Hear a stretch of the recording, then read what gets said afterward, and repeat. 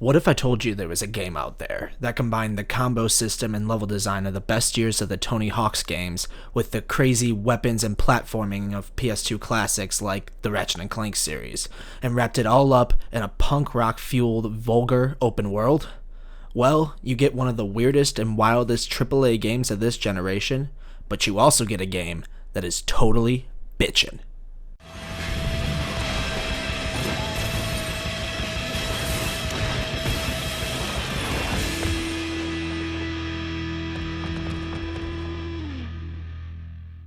Insomniac Games was founded in 1994 as Extreme Software, and almost immediately went bankrupt after the commercial failure of a well-reviewed FPS for the original PlayStation called Disruptor. However, as the mascot-fueled 90s got into full swing, they immediately turned their fortunes around with the release of Spyro the Dragon.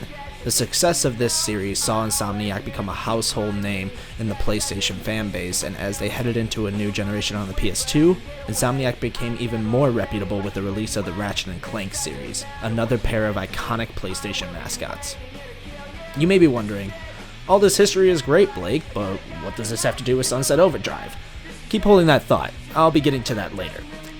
Anyways, heading into the 7th generation of consoles, Insomniac decided to take a more hardcore approach with their next series, Resistance. While working on this new series, they also continued on with the Ratchet & Clank series with a lot of sequels. And I mean a lot of sequels, all of which were released exclusively on PlayStation systems, making it even more shocking when it was announced that Insomniac's first venture into the 8th generation of consoles was going to be an Xbox exclusive. So just what is Sunset Overdrive? Well, to put it into its simplest terms, it's a post-apocalyptic third-person shooter, which describes a lot of games, but I'm guessing that you can tell by this footage that it is a far cry from other games in the genre such as The Last of Us. Unlike The Last of Us and many games like it, Sunset Overdrive's apocalypse wasn't started by a nuclear war or some virus that wiped out humanity. Instead, the apocalypse plaguing this world was started by an energy drink that was pushed through government regulation. The city-destroying event was kicked off during the launch event of Sunset City's newest energy drink, Overcharge, which your character is a janitor for. Anyway, shit pops off real quick, and before long, everyone at the event begins turning into mutants and wreaking havoc. Seeing all of this firsthand, you decide to get the fuck out of there by any means necessary, including bouncing on cars and grinding on rails. You can just do that, by the way. The grinding and bouncing, they never explain it. Hang on! I'll get some help! Oh, never mind then. Across this thing.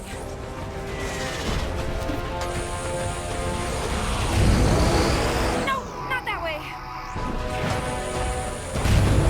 Back this way.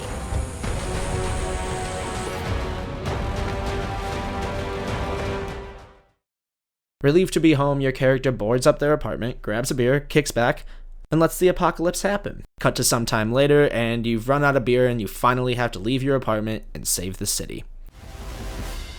I love this approach to the storytelling because it's just so lax. It's incredibly refreshing to have a post-apocalyptic story that doesn't take itself so seriously. That remains true even 5 years after this game's release, where we are finally getting some humor pumped into the genre, but even more so back in 2014. In 2014, the most recent Call of Duty story had a child predator using a private military company to keep the planet in a perpetual state of war, also that he could profit, while the gameplay had you using magical robot appendages to double jump in midair, super slide, and use sticky gloves to scale the side of a concrete building. Are you fucking kidding me? Sorry about all that. The whole point of this tangent is to show that for so long, so many games have had a disconnect between these dark, intense, grounded narratives, while having bombastic and ridiculous gameplay within that narrative. What's so refreshing about Sunset Overdrive's narrative is that it actually supports the ridiculous gameplay. You know this is ridiculous, your character knows this is ridiculous, but most importantly, all the characters around you know that this is ridiculous, and it is just so goddamn refreshing that all three major players in this narrative, the writers, the player, and the characters, are all on the same page. This sense of self-awareness is even woven into the game's presentation outside of the main narrative, with the player character fully aware of how badass they are, and that they may even be aware that they are a lead character in a video game.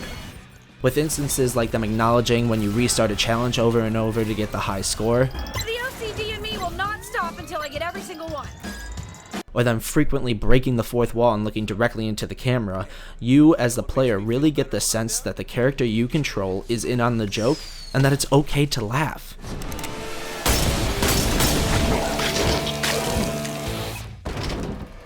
Yeah, did you see that? You're lucky I was here. The most apparent and best showcase of this is the respawn animations. Together we'll take Fizco down. Or we won't, but we'll get some wicked respawn animations. Who's with me? Every time the player dies in this game, you are in for a treat. Plenty of games have made me laugh because of the way I died. No game has ever made me laugh because of the way I respawned. And there are a ton of these respawn animations too. I've played the game for over 30 hours and I'm still seeing new ones that I haven't yet seen before. However, no matter how entertaining the respawns are, they wouldn't be worth it if the game wasn't fun after the spawning. Luckily, Sunset Overdrive is a blast.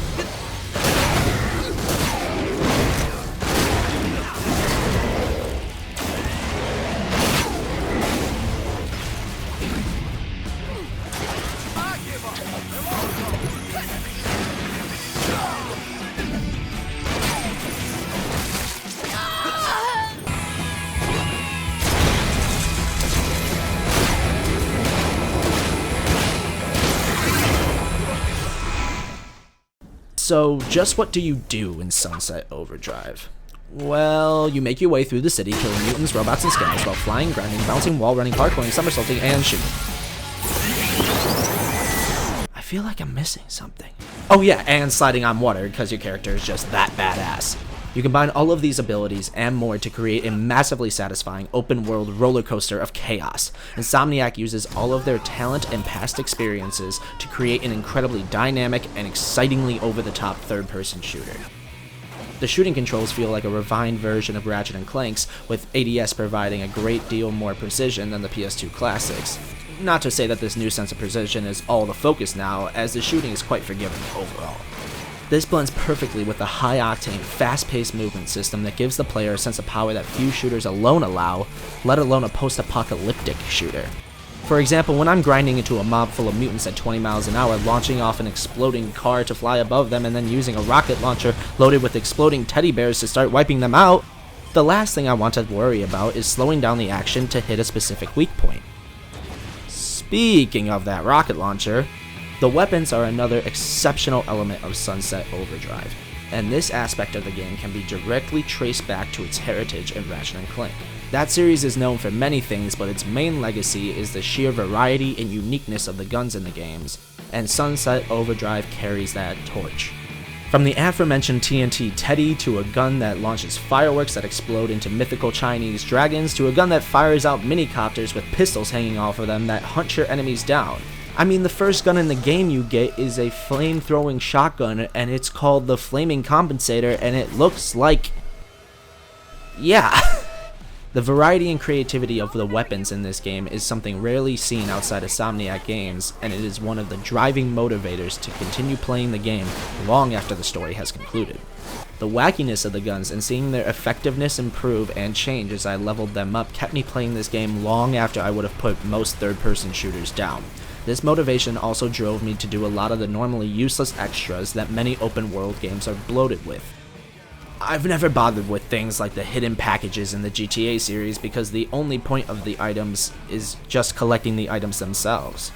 Oh wow, you found a hidden package! Good job! Only 99 more to go! In Sunset Overdrive, this is not the case. First off, the collectibles are actually useful, as they are used to purchase and upgrade weapons and amps you use to progress the game. Secondly, and more importantly, the movement and combo system actually makes collecting these items enjoyable, but I'll go more in depth to that later. Alright, now that I've sang this game's praises to Valhalla, it's time to knock this thing back down a bit, because no game is perfect, and this one is far from it. Let's start with some of the more subjective things first. For example, the story. While it is refreshing as hell that the story is so lighthearted and self-aware, it can be incredibly abrasive and really stupid. Many characters literally shout at you in the cutscenes, and the writers threw in so many fucks in the dialogue that it seems like that they just did it for the fuck of it and that they really just don't give a fuck. Come on, give me your fucking phone. Are you deaf just stupid. What a fuck up. Yeah. Seriously, those motherfucking OD will tear you apart. Be careful. Also, the story itself isn't anything Oscar-winning. The story will do very little to surprise you, and it's a kind of generic tale of you and your ragtag team taking down the big bad corporation. Not too many twists or smart writing here, except for the self-aware stuff that admittedly can be pretty clever sometimes. On top of that, if you don't like punk music, this game probably ain't for you.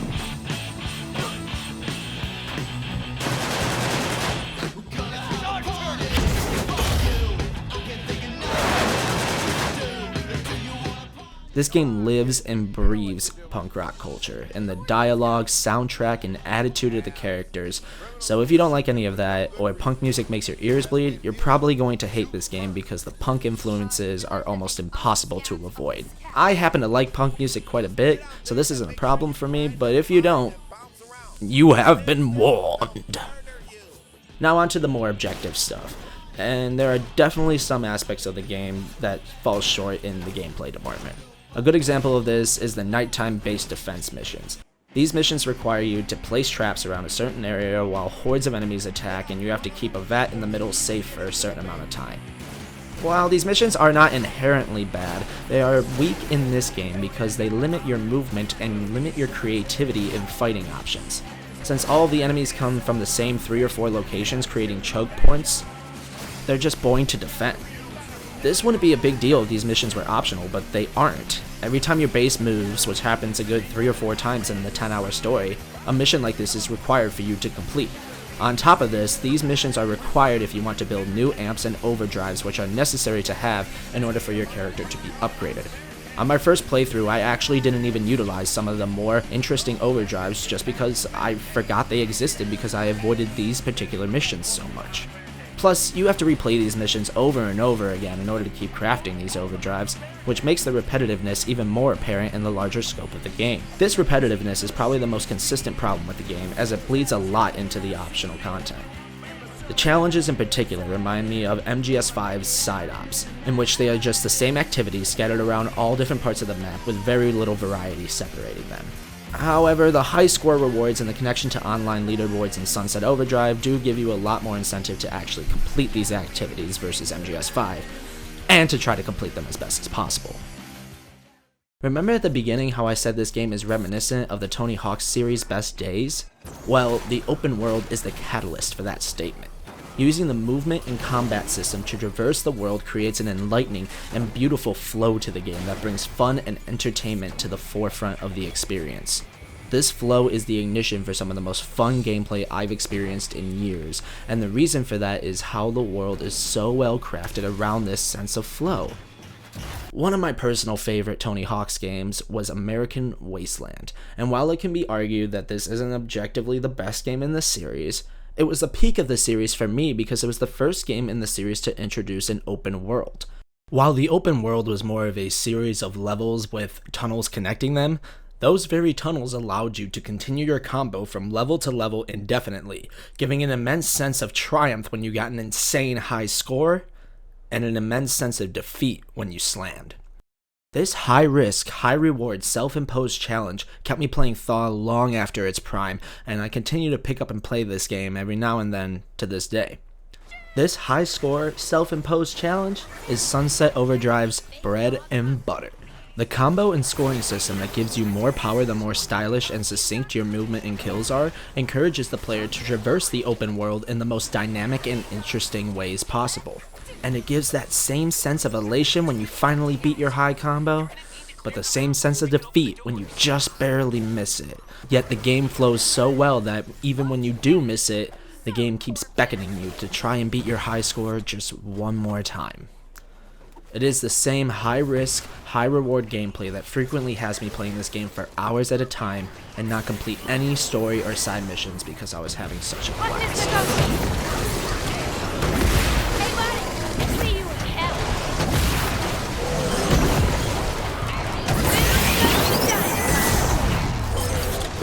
So now we have arrived at the ultimate question. Why am I covering this game on this series in particular? Well, the whole point of this series is to cover underrated, overlooked, and niche games that I feel deserve a more in-depth look at. This game definitely falls into the second category. This game was a AAA game developed by a well-known studio that was published by Microsoft, so it's certainly not that much of a niche title outside of the punk elements. And with a Metacritic score of 81, which I think is pretty fair since everyone is not going to love the game as much as me, it isn't underrated. So that just leaves us with Overlooked. But just how overlooked was this game? Well, back before this game's release, Microsoft was promoting the hell out of it with E3 reveals, trailers, and commercials, but after the game came out, nothing. The only other thing I remember being mentioned about this game after its release was that there was an Xbox One bundle with it included. So after it was all said and done, the sales totaled about 1.16 million units. Which isn't terrible by any stretch of the imagination, but when you consider that this game was released just before the holidays, included in a console bundle, and was slated to be the Xbox One's first killer app, you can see how this number is less than impressive. Plus, when you look at other Insomniac releases, especially Spyro and Ratchet & Clank, these sales numbers definitely look middling. So, why did this happen? Well, I think it boils down to 3 different aspects: the system it was on, the publisher and developer, and the game itself. Let's start what I feel is the most obvious aspect of this game's middling performance, and that was the system it was released on. Now, it's no secret that Microsoft and the Xbox One have not been so hot this generation, and a big reason for that was the completely botched launch of the system.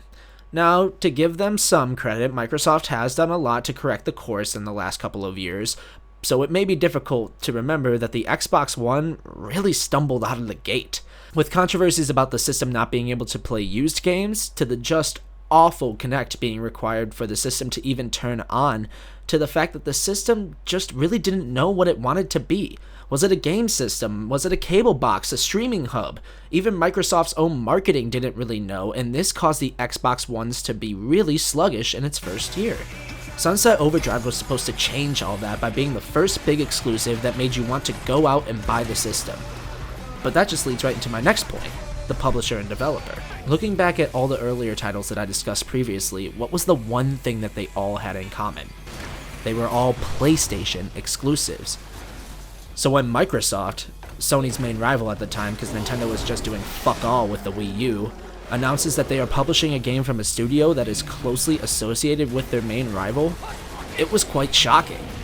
I mean, up until this point, I thought that Insomniac was just a second-party studio for Sony, like Naughty Dog or Sucker Punch, but that didn't happen until just this year. So if you've only been playing games on Xbox systems for the past 15 years, when Sunset Overdrive was announced, you were probably way less likely to know who Insomniac were versus a more Xbox-focused company like Bungie. Now, this is just a theory, but I think that because of this lack of developer name recognition in the Xbox fan base, this game flew under many people's radar that otherwise would have loved it. Let me know what your thoughts are on this one in the comments because I'm genuinely curious. Finally, I think that the third pillar and the most important aspect of this game's underappreciation is, well, the game itself. I mean, think about it. It is a game being released right before the holidays that isn't a franchise sequel. It is a brand new IP that is an M-rated third-person shooter that has a ton of punk attitude about it. Just how do you market that? This is a vulgar, violent game that does not give a fuck what you think, and it's great because of that, but it's really hard to convey all of that attitude and character in a brief 30-second ad spot. I mean, just look at the commercial. Here's the situation. A contaminated energy drink has turned everyone into mutants. All this place needs is a hero. One who doesn't just survive, but does it with style.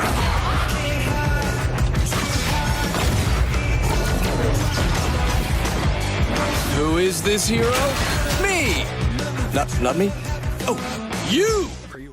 While this commercial does its best, it does not convey anything about the game besides the fact that it's a third-person shooter and it's rated M. The commercial does nothing to show any of the uniqueness of the game and what makes the game so special gameplay-wise. So when a random person who has never heard of this game sees this commercial, they're not gonna get super hyped about it. I know this would probably be impossible due to licensing agreements, but if all the commercial said was it was a game like a Tony Hawk's game, but with guns, I think the game could have sold much better.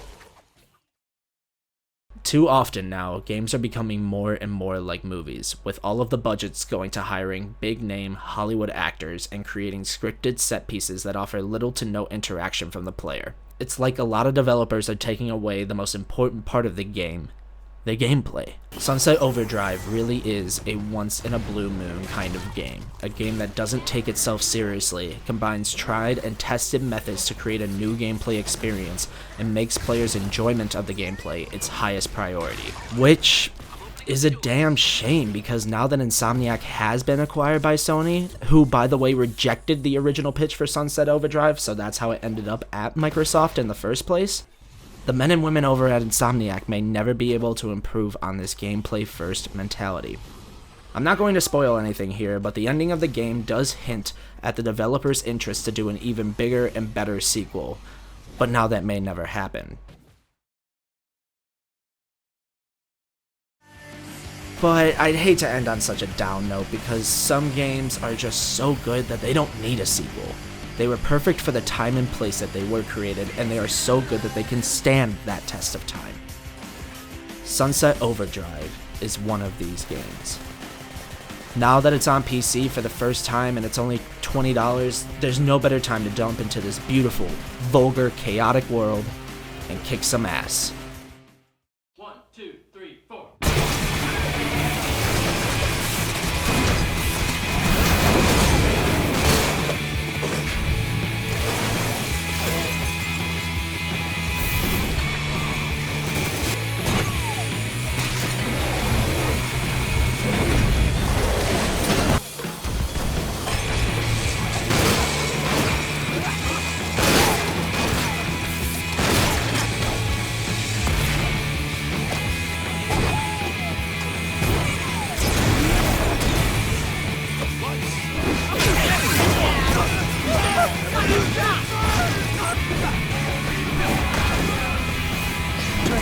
Cannot be defeated. This is unprecedented. They're coming from the other ramp. Now have a melee amp and an epic amp.